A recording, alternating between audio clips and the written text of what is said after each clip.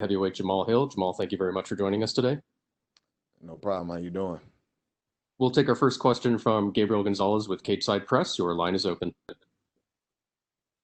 Hello, Jamahal. How are you? Jamal.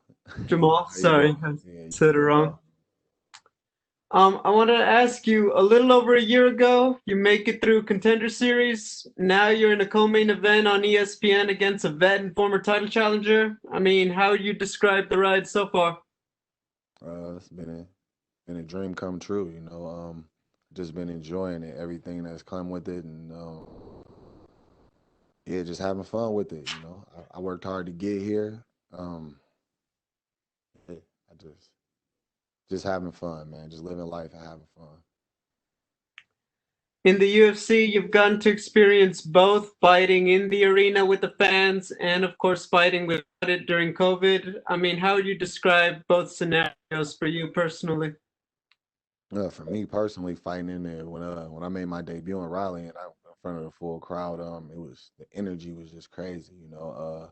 It was amazing. It was great to see people out there just having fun, chilling. That I could give them a good show in person and things like that, and I could actually see and hear the feedback. And then in Apex, whenever I fought in May, and there was no crowd there, it was just I still had fun. I still enjoyed my time, but it was just a little bit more business oriented, because it wasn't that same energy. Relatively speaking, it's been a minute since we last saw you in the cage. Was there any particular reason for the kind of time off, or is this just when they happened to call you? You don't watch ESPN? Not all the time. I'm pretty sure you caught that notification. I had a little Finally, commission. I had a little commission issue. finally, what are your thoughts on OSP as an opponent? I'm excited to fight him.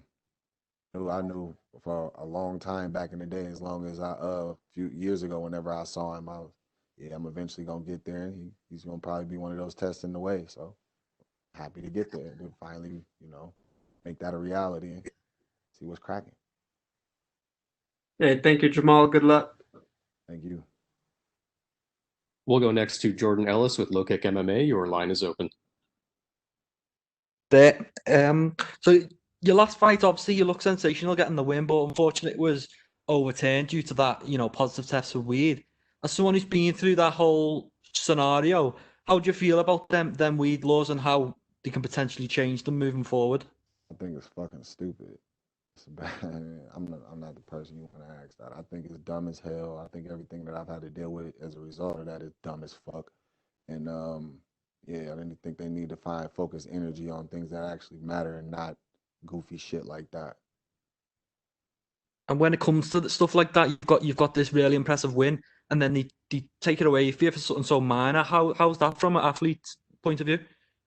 It's extremely irritating. It's something that I got to walk around with on my record, which, in fact, and just to clear the record, I did not smoke in competition. I smoked 4 weeks before that, out of competition before I even took the fight. When I took the fight, I stopped smoking immediately. And somehow in their test, it came back that my levels were too high. Even after the UFC did an investigation, tested my old samples, and showed them the difference in the levels and everything, they still went ahead and decided to suspend me, fine me, put me through all this other bullshit. So it's annoying as fuck, bro. You know what I mean? But it is what it is, I'm not gonna keep looking back on it. I'm just pushing forward. I got a good future ahead of me and I'm focused on that.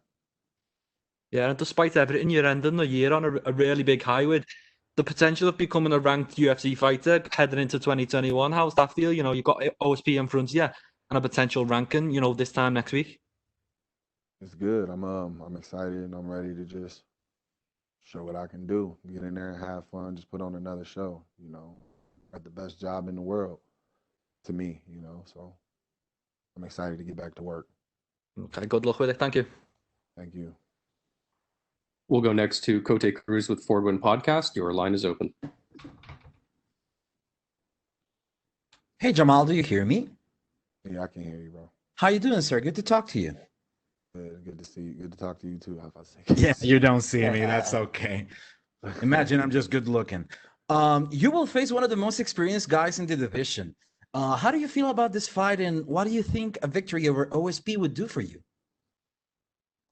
I'm excited for it. I'm ready to go. I'm locked in.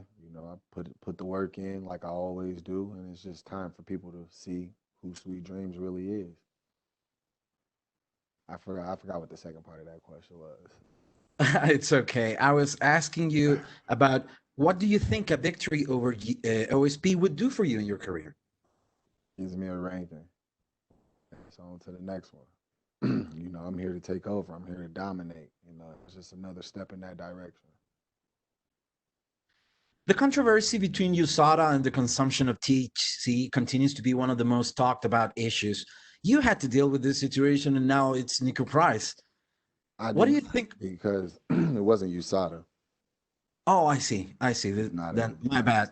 Still, what do you think about this, and what would you propose to stop the sanctions from being passed? I think it's bullshit. I think it's dumb, and I think it's a waste of resources. They could be focusing on other things. Weed is not a performance enhancer at all. It's just something that people do in their downtime just to chill, relax, and hang out. Some people use it, and it has medical benefits as well. But as far as fighters fighting, like, you know what I mean? Come on, bro. It's goofy as fuck, bro. I feel you. Well, you are undefeated, you are young, and you do very well promoting. So you're one of the hot prospects of the moment. Who do you find inspiration in? Who would you say are the role models for you in life and as a martial artist? In life and as martial arts, I got three of the biggest ones standing right here in front of me now. My coaches, my team. These are the guys that I grind with. These are the guys that pour everything into me, give me their all. And yeah, man, they look out for me. They help me. They help me as a fighter, and not only as a fighter, as a man. I've been with these guys since I was 18 years old. So yeah, they played a huge part in shaping me and molding me into who I am. Plus, they're very great men themselves. I just I want to be like them. You know what I mean? In many ways. And I also have, my parents, my mom, my dad. I have my brothers. Just a lot of people played a big part into me being the person that I am. Mr. Hill, best of luck on your fight. Thank you for your time, and we'll be looking forward to see you. Thank you. Thank you very much, Jamal. You're all set. All right.